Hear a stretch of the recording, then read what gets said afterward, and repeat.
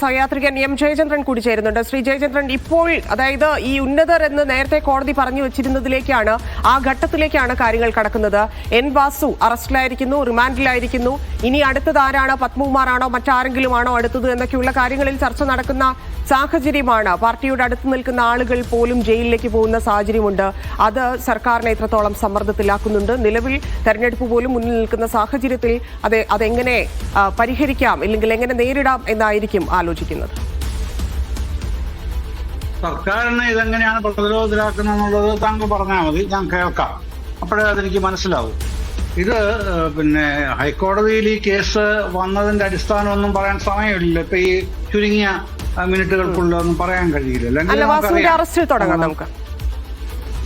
Arrest അതുകൊണ്ടാണ് അത് പറയാതെ പോകുന്നത്. പക്ഷെ താങ്കൾ ഈ സർക്കാരിന്റെ പ്രശ്നം പറഞ്ഞാണ് അത് സൂചിപ്പിച്ചത്. വാസുവിന്റെ അറസ്റ്റിന്റെ കാര്യം പറയുകയാണെങ്കിൽ ഇപ്പോ രാഹുൽ ഈശ്വർ പറഞ്ഞത് ആദ്യമായിട്ടാണൊരു ദേവസ്വം ബോർഡിന്റെ മുൻ പ്രസിഡന്റിനെ അറസ്റ്റ് ചെയ്യപ്പെടുന്നത്. ശരിയാണ്. പക്ഷേ ഇപ്പോൾ നിങ്ങളിപ്പോ പറയുന്ന റിമാൻഡ് റിപ്പോർട്ടിലും ഇന്നലെ അറസ്റ്റ് ചെയ്തപ്പോഴും ഒക്കെ നിലപാടെന്തായിരുന്നു? പോലീസിന്റെ SITയുടെ നിലപാടെന്തായിരുന്നു? ഈ വാസു ദേവസ്വം ബോർഡ് പ്രസിഡന്റായിരുന്ന കാലത്തെ എന്തെങ്കിലും അപാകതകൾ അല്ലെങ്കിൽ അപാകങ്ങൾ ഒന്നുമല്ലല്ലോ അദ്ദേഹത്തെ അറസ്റ്റ് ചെയ്യാൻ ഇടയാക്കിയത്. അദ്ദേഹം പത്മകുമാർ പ്രസിഡന്റായിരുന്ന കാലത്ത് വാസു ദേവസ്വം കമ്മീഷണറായിരുന്നു. അക്കാലത്ത് അദ്ദേഹത്തിന്റെ ചില നടപടികളുമായി ബന്ധപ്പെട്ടിട്ടുള്ള വിവരങ്ങളുടെ അടിസ്ഥാനത്തിലാണ് അറസ്റ്റ് ഉണ്ടായിട്ടുള്ളത്.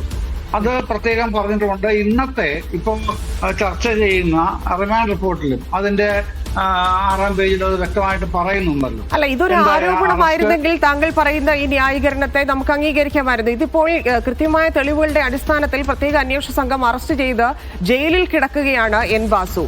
അയാൾക്കിതിലുള്ള പങ്കും SIT കൃത്യമായി വ്യക്തമാക്കുന്നുണ്ട്. പിന്നെ ഏത് തരത്തിലാണ് ഇതിനെ നമുക്ക് ന്യായീകരിക്കാൻ സാധിക്കുക? അദ്ദേഹം ഉള്ളപ്പോഴല്ല സംഭവിച്ചത് എന്നൊക്കെ പറഞ്ഞാൽ എങ്ങനെയാണ് നമുക്ക് ന്യായീകരിക്കാൻ സാധിക്കുന്നത്?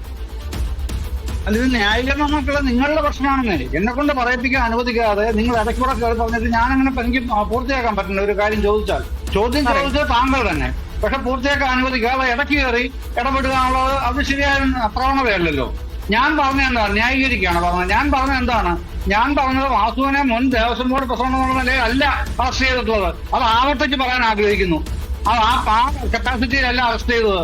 ദേവസ്വം കമ്മീഷണറായിരുന്ന കാലത്ത്, പത്മകുമാർ പ്രസിഡന്റായിരുന്ന കാലത്ത് ഉള്ള നടപടിക്രമങ്ങളുമായി ബന്ധപ്പെട്ടാണ് അടിവരായിട്ട് അത് തന്നെ പറയുകയാണ്. അതിന്റെ പേരിലാണ് അറസ്റ്റിലായിട്ടുള്ളത്.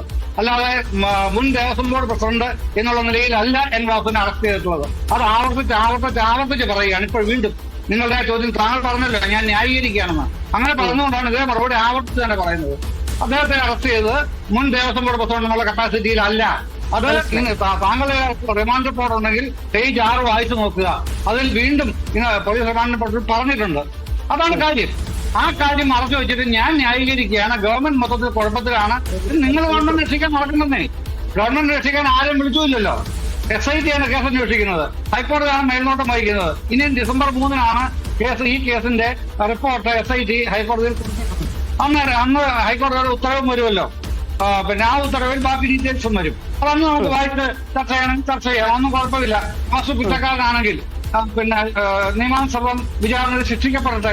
ആർക്കാണ് അതിൻ്റെ തർക്കവും ഉള്ളത്? ഗവൺമെന്റ് രക്ഷിക്കാൻ ചെല്ലുന്നുണ്ടോ? ഗവൺമെന്റ് പറഞ്ഞിട്ടാണ് ഈ വാസു ഈ പരിപാടിയൊക്കെ ചെയ്തത് എന്നാരും പറയുന്നില്ലല്ലോ. ഒരു കാര്യം എടുത്തു പറയും കൂട്ടത്തിൽ, വാസു വളരെ നീതിനിഷ്ഠനായ ഒരു ഓഫീസറായിരുന്നു എന്ന് വിശ്വസിക്കുന്ന ആൾക്കാരിൽപ്പെട്ട ഒരാളാണ് ഞാൻ. അല്ല, അത് മനസ്സിലായി. താങ്കൾ ഇപ്പോഴും അദ്ദേഹത്തെ വിശ്വസിക്കുന്നു. അദ്ദേഹം ജയിലിൽ കിടക്കുമ്പോഴും സ്വർണ്ണക്കടത്ത് കേസിൽ അല്ലെങ്കിൽ സ്വർണ്ണക്കൊള്ള കേസിൽ ജയിലിൽ കിടക്കുമ്പോഴും താങ്കൾ വിശ്വസിക്കുന്നു. ഞാൻ താങ്കൾ പറഞ്ഞത് കേട്ടുകൊണ്ടേയിരിക്കുകയാണ്. താങ്കൾ ഇപ്പോഴും വിശ്വസിച്ചോളൂ. പക്ഷേ ഇതിൽ ഞാൻ ചോദിച്ച ചോദ്യം ഇത്രയേ ഉള്ളൂ. താങ്കൾ വാസുവിനെ പുകഴ്ത്തിയോ വാസു നല്ല നീതിമാനായ ഉദ്യോഗസ്ഥനാണെന്ന് പറഞ്ഞ് ബോധ്യപ്പെടുത്തുകയോ വേണ്ട. ഇവിടെ ഇത് അറസ്റ്റിലേക്ക് പോകുന്നു. ഇനിയിപ്പോ പത്മകുമാറാണോ ആരാണ് എന്ന കാര്യത്തിൽ ഇങ്ങനെ നിൽക്കുകയാണ്. ആരായിരിക്കും അടുത്തത് എന്നുള്ള കാര്യത്തിൽ നിൽക്കുകയാണ്. SIT അതുമായി ബന്ധപ്പെട്ടുള്ള വലിയ അന്വേഷണം ഈ എടുത്തിരിക്കുന്ന മൊഴികളിൽ നിന്ന് ആരുടെയൊക്കെ പേര് ഇവർ പറഞ്ഞിരിക്കുന്നതെന്നൊന്നും അറിയില്ല. അപ്പൊ എന്താണ് അടുത്ത സ്റ്റെപ്പ് എന്നുള്ളത് നോക്കി നിൽക്കുന്നു. ആ സാഹചര്യത്തെ സർക്കാർ എങ്ങനെ മറികടക്കും എന്നുള്ളതായിരുന്നു എന്റെ ചോദ്യം. ആ സാഹചര്യം എങ്ങനെ ഹാൻഡിൽ ചെയ്യും? പുതിയൊരു ദേവസ്വം ബോർഡ് പ്രസിഡന്റിനെ നിയമിച്ചത് ഉൾപ്പെടെയുള്ള സർക്കാരിന്റെ നീക്കത്തെക്കുറിച്ചായിരുന്നു എന്റെ ചോദ്യം. പക്ഷേ താങ്കൾ ഇപ്പോഴും വാസുവിനെ പോഴ്ത്തിക്കൊണ്ടിരിക്കുകയാണ്.